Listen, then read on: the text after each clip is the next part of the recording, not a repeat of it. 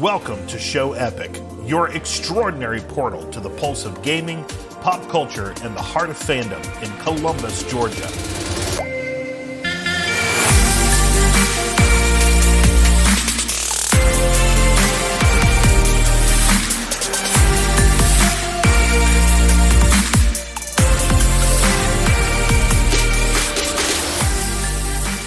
Hey everybody, welcome to Show Epic. So excited to be sitting across the table from Victor Feliciano of Meeples of Columbus. Victor, thank you so much for being a part of this interview. Oh, it's a pleasure.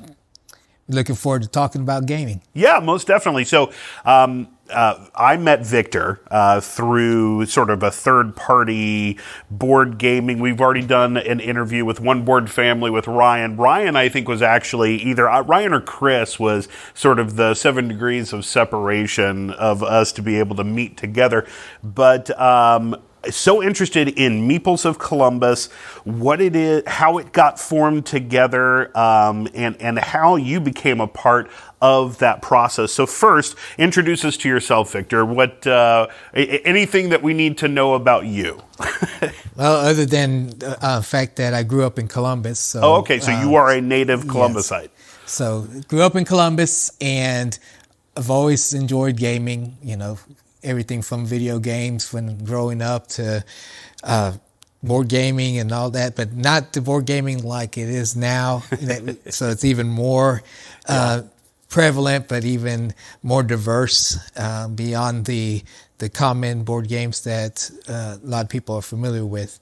So, but I do that, and I work for the city. Columbus. Fantastic. So we love to, I bill Show Epic as sort of the nerd news of Columbus. It hasn't really caught on yet. We're still in foundational stages, but love the fact we are focused on Columbus as a whole. So love the fact that you are native to Columbus. So you were born and raised here. I raised here. I'm since 7 years old, but this is it. This is home. This is home. Yeah, this is home. What was your favorite? So you talked a little bit about video gaming and such when you were a kid. What was the favorite? What was the game that got you hooked? The game that got me hooked for board game, of course, the Pac-Man.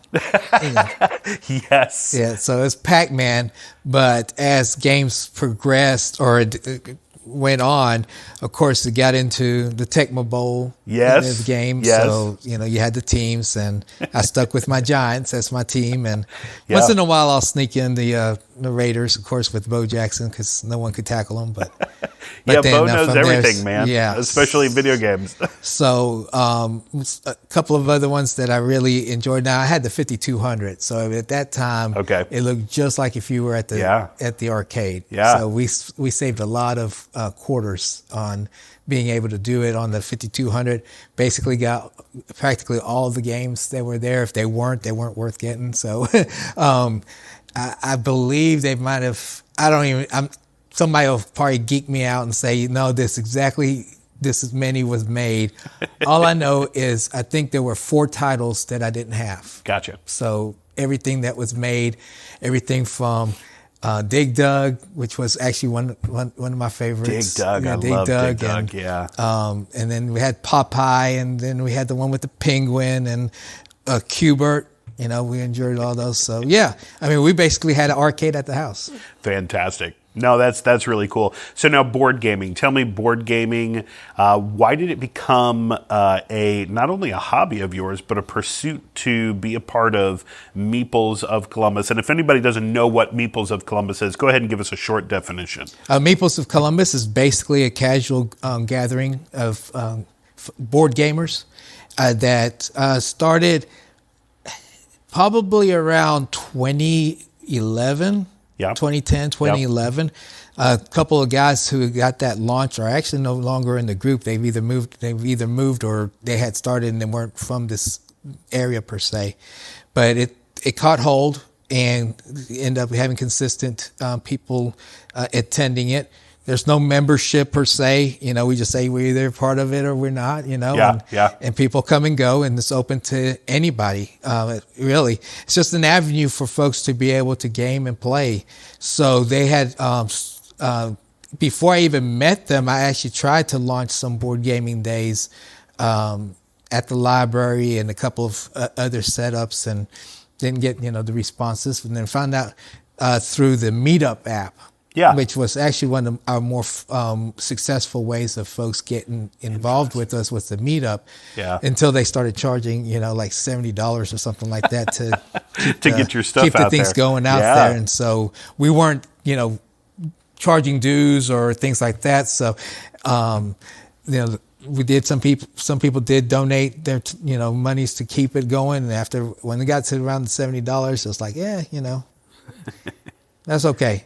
So we met at the library, and now we meet at Nukes on Saturdays. Okay. We're promoting the events on Thursdays at Columbus Got Game. Okay. And then that's new as we just getting that up and going. Yeah. But Wednesdays we meet at the Cool Place. So all of the scenarios are free. The Wednesday is $5, but that's still cheaper than if you were to walk in. So they gave us a good, Meeples rate. So the Meeples rate is $5 on Wednesday, and that's from 5 to 9 o'clock. So 5 to 9 o'clock, be able to go in, and anytime you come in, you can stay as long as we're there. Or you can leave. You can take one game and go. Come play a game, go. If you want to come later in the day, that's fine as well. So the Nukes is from 11 to 5. Okay. So that's an all day, but that allows some of the bigger games to be played. For sure. More that are 3 to possibly 4 hours long. Yeah. Doesn't mean that if you're not up for that, you don't have to be stuck with that, because there'll be other gamers. Yeah. There'll be other games to do that. So the one thing that I've learned a phrase is beginner friendly. Yes. And so I'm using that a lot now because it is beginner friendly. So if you come and you have no clue how to play a game, we will teach you, and we will walk you through. If you need to walk through on how to play the game, we can do that. Now, Meeples is such an interesting word. Why Meeples of Columbus? That is the name of the token on the games. Yeah, the little guys. That represents the people, the little guys, or Meeples. I think it's German or something that they had the Meeples on there. And I actually brought, they're actually Meeples that come in the package of the superheroes. I've got a pack of those. Those came out about 8-9 years ago.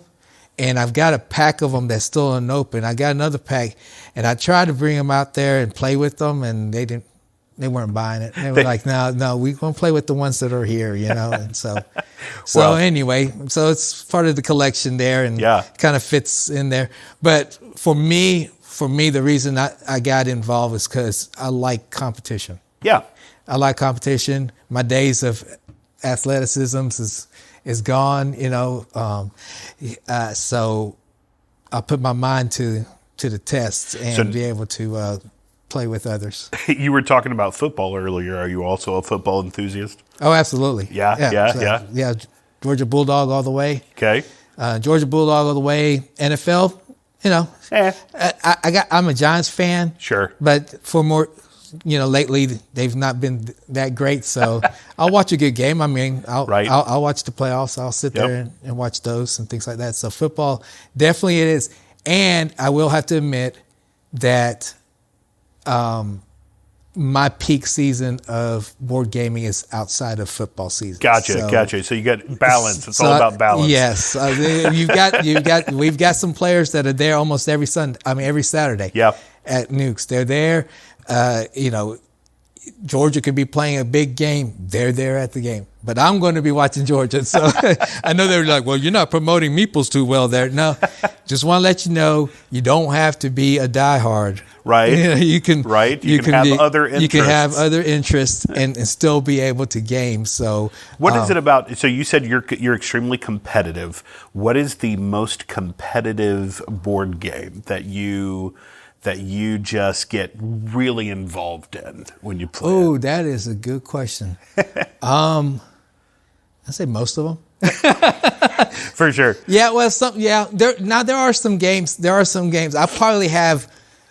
I have probably a smaller list of games that let's put it this way.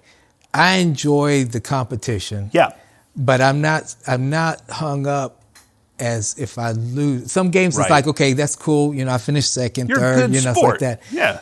There are a couple of times, but I think most of it is how I came to lose as opposed to losing itself. Yeah, no, I hear that. Because if those who are in gaming for a while, when you have that one move that someone did right before your turn or something like that, or they have no business being there and they go in there.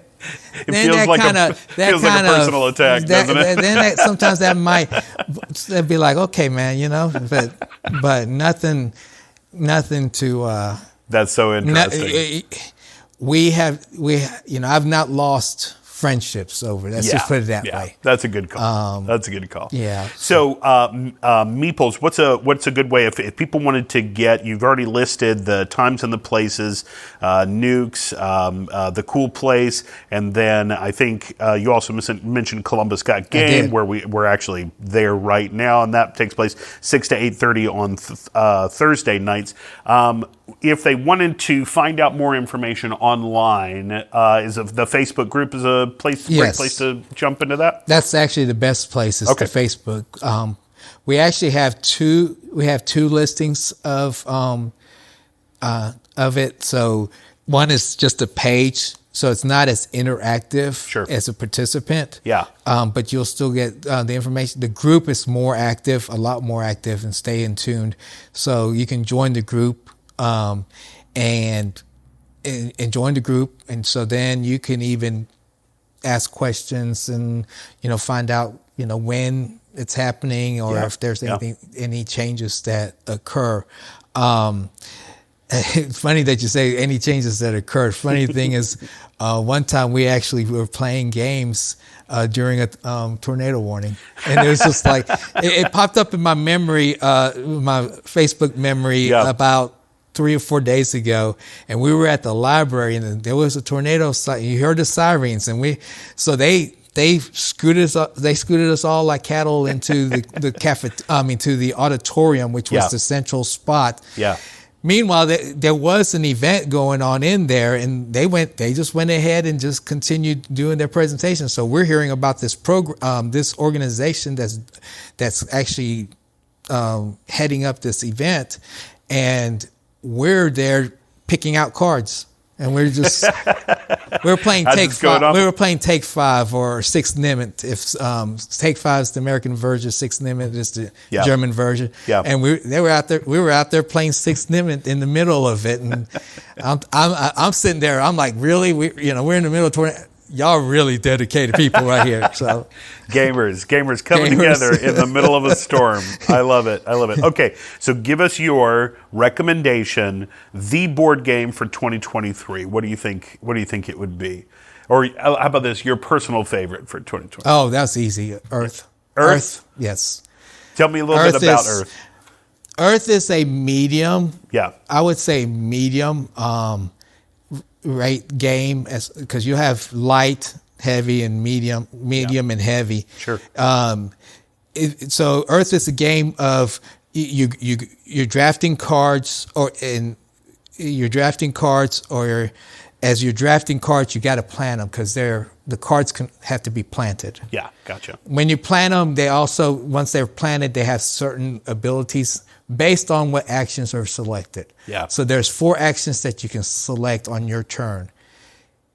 When the other people have their turns, whatever their action is, you do have a secondary action that you're able to exercise during that time. Okay. I'm trying to summarize it as easy as possible. But what I love about it is very puzzly in the sense of, okay, you got the cards in your hand. You got to see which ones you want to plant, which ones you want to plant, where you want to plant them, because the order matters when they get activated. Now, is this the one that I saw you guys playing with the trees and the salamanders and the butterflies? Oh no, that is Forest Shuffle. That's Forest Shuffle. However, Forest Shuffle is kind of in that same genre, in that same ballpark as as Earth. Yeah. So I do like Forest Shuffle. I get killed on BGA on that. I do get killed because I don't see how they're getting to huge numbers. I have to investigate that further. But Earth is good. A lot of people like it. Some people don't like it because it's too solitary. It doesn't do a lot of interaction with other players. So there's not that got you type of thing, or take that type of thing. Yeah. But I like it because it does have that mental ability, of trying to strategize of when you plant, where you plant and stuff. So I do like Earth.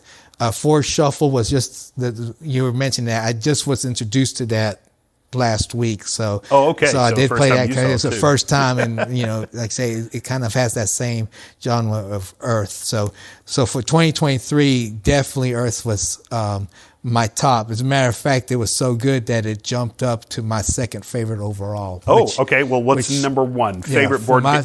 Well, mine's Isle of Skye. Okay. All right.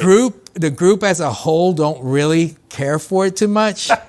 We do have about 2 or 3 people that like playing it. So when we get to meet up, we're like, let's play Isle of Skye. We'll talk in the after show about that game and why you like it. And I don't know anything about it because I've never seen it before. But, I gotcha. But we'll talk a bit about that. But that's an example of games you say, hey, I've never heard these games. Yeah. And it's like, okay, well, that's fine. We're going to teach you. Right. We'll teach you how to do it. We could walk you through, and you'll be amazed how many people are like, wow, Yeah. This isn't like Risk, or this isn't like, Monopoly, or any of the games that you're seeing at Walmart and such. But now they're expanding too. So that's how this is taken off. I mean, it's taken off greatly, even since the time I joined Meeples. I think it's so important, especially in such a digital age, where we spend a lot of time in front of electronics. And I'm not going to say that that's bad, because I think it's just a part of our natural movement and how we experience the world, currently. But to take the time to be able to sit down, stare each other in the face, have that personal relationship, and to play a cool game with each other, laugh and talk and those kind of things, I think it's extremely important. Yes, yeah, it is. It does. It does relieve me. Yeah. A lot of times that's my social escape in some ways. Yeah. That you don't have to be all professional sounding and, You don't have to have all these things to talk about. Yeah, you don't have to have this list of cool stuff to talk about. Yeah. You don't have to talk about anything. You just play your pieces. We just sat there and we just, It does take a bit of that social pressure off of the situation, doesn't it? That's right. I like that. Well, Victor, thank you so much for being a part of the show. So appreciate it. We will add all of the links to everything Meeples of Columbus into the show notes. So if you're interested in being a part, and we'll of course add the schedule that you just told us about, and make sure that if anybody wants to learn board games, be part of a board game community in Columbus, that they can get hooked up with Meeples of Columbus. Thank you so much. Thank you. That's awesome. Hey everybody, this is David Lee, host of Show Epic. I just want to say thank you so much for taking the time to listen to this amazing podcast as we try to keep our fingers on the pulse of all things nerdy in Columbus, Georgia. Listen, if you subscribe now for our exclusive content, it's only $5, and you get access to some cool after-show shows and exclusive episodes that we're going to be releasing in the future. We would love to be able to call you part of the Show Epic family. Also, just want to mention that we will be at the Georgia Comic Con coming up.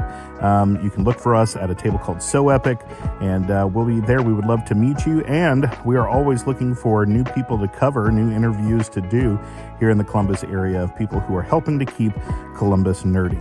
You can find more about the power behind Show Epic at soepic.com, sowepic.com, and exactly what we're all about. And we look forward to being able to continue to bring you great content and open your eyes to all of the cool, wonderful, whimsical, nerdy stuff that's going on here in Columbus. Thank you so much.